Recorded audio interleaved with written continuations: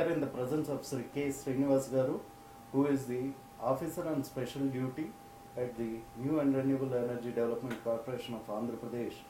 He is having vast experience in the renewable energy sector for the past 3 decades, and whenever we have conducted events, he was kind enough to be with us as a guest speaker, with enlightening the audience with his vast experience. Good morning to you, sir. Good morning, Muthu garu. Welcome to the show. This is a talk show related to the renewable energy, particularly solar energy. On Jan 23rd and 24th at Hightex Exhibition Center, we are going to conduct a most prominent South Indian solar event, an expo with a 2 days conference. Around the country, experts are going to come and grace this event. Along with various states are also going to participate as exhibitionists in this expo.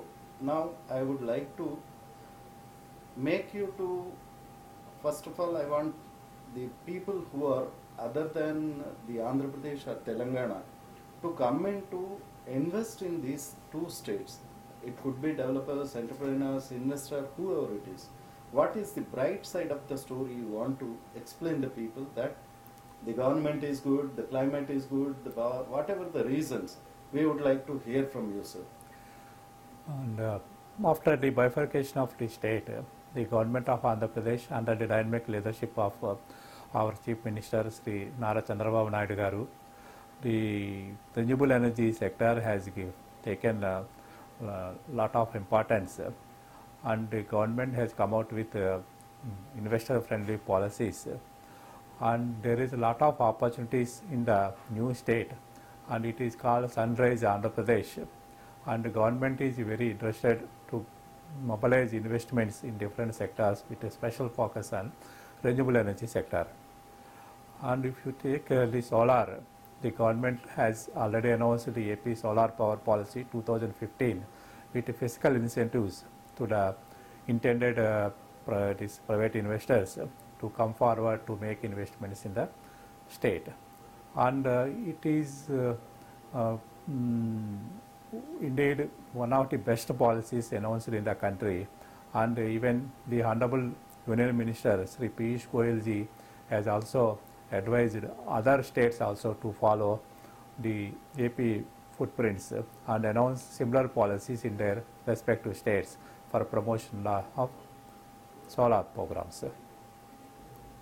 So what do you feel, why one should come to AP? Instantly it happens to be that before the bifurcation and after the bifurcation, as you rightly said, Chandrababu Naidu is doing lot of giving initiatives and other things. That's wonderful.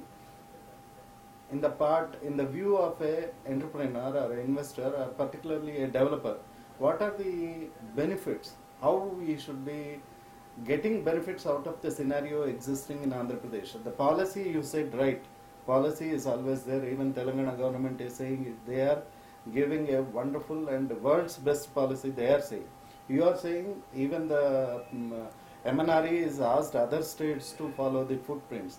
In the cluster of these timings, what I particularly request you to, what are the conditions that make the investor friendly in Andhra Pradesh? It is nothing but the dynamic leadership of the Honorable Chief Minister, and also the dynamic leadership, decisions taken by at the bureaucratic level also. And a number of entrepreneurs are coming forward to set up these projects and also the manufacturing facilities in the state. You see, AP is the forefront in promotion of solar parks. We are already developing 4,000 megawatt capacity solar parks at identified locations in Anantapur, Kadapa and Kurnool districts. And these projects are progressing very well, and we have already commissioned 250 megawatt capacity projects under the solar park scheme.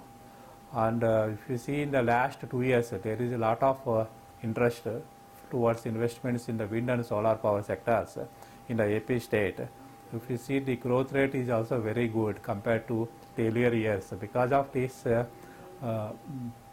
proactive, pro-investor friendly policies announced by the government. Right. The one more picture we would like to ask you is agriculture sector and the consumption of solar energy. As far as we hear, Andhra Pradesh is very aggressive in adapting the system in the agriculture sector. Yeah, that is right, sir. This solar pump sets is one of the biggest program the government of AP has taken up. It has developed an innovative scheme by tying up with DISCOMs and Power Finance Corporation (PFC) and arrange the solar pump sets at a reasonable price to the farmers. And this AP stood first in the country in implementation of the program during the year 2015-16. And we have installed more than 6,000 pump sets as on date. And the program is aimed at adding around 10,000 megawatt of solar pump sets during this current financial year itself. And government is taking all efforts, and they are giving priority for promotion of these solar pump sets to benefit the agriculture farmers in the state. So that's also wonderful. Now, the Honorable Prime Minister has given a program called 1 lakh megawatts within 2020, out of which grid connected is 60,000 megawatt and rooftop is 40,000 megawatt. In this scenario, what is the role of Andhra Pradesh? How Andhra Pradesh is proactive towards Make in India, etc. in this particular Yeah, actually, the government of India set a target, as Mutigar said, of 1.6 gigawatt. 160 gigawatt solar, the renewable energy power capacity before 2022. After that, 100 gigawatt is from solar.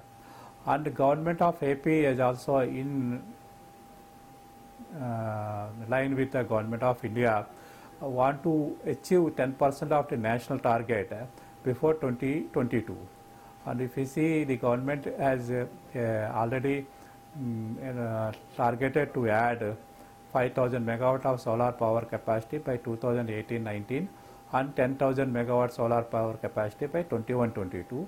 Apart from that, wind power capacity, it is proposed to add 4,150 megawatt before 2018-19 and 8,000 megawatt wind power capacity by 21-22. And these are the targets already government has envisaged in the state, and the State Regulatory Commission has also come out with a draft regulation for amending this renewable power purchase obligation. I appreciate Mutigaru for taking such supportive act in promotion of this renewable energy sector. Thank you so much, sir. That is the interview with Sri K. Srinivas Garu, who is having vast experience, as I earlier also said, and a man with passionate love and concern towards this renewable energy sector. That's all. Thank you so much. Thank you, Mutigaru. Thank you, sir.